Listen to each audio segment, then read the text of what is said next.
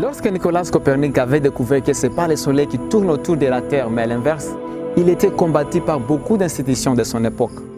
L'un des braves scientifiques appelé Galileo Galilei voulait soutenir l'idée de Copernic. Malheureusement, il était pris d'un hérétique. Il y avait 3 raisons majeures prouvant selon elle que Copernic avait tort.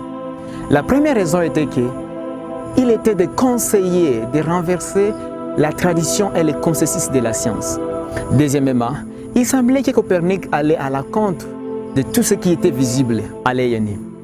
La troisième objection était qu'il semblait que Copernic allait à la contre du témoignage biblique qui va dans le sens de la phénoménologie du bon sens.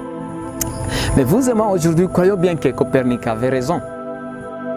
À de nombreuses fois, lorsqu'il y a une nouvelle vérité qui nous est présentée, nous tendons à agir comme les institutions de l'époque de Copernic. En lisant le Nouveau Testament, lorsque Jésus-Christ a commencé à prêcher le message du salut, ça se conformait à la tradition juive. Un complot était organisé et Jésus-Christ fut crucifié.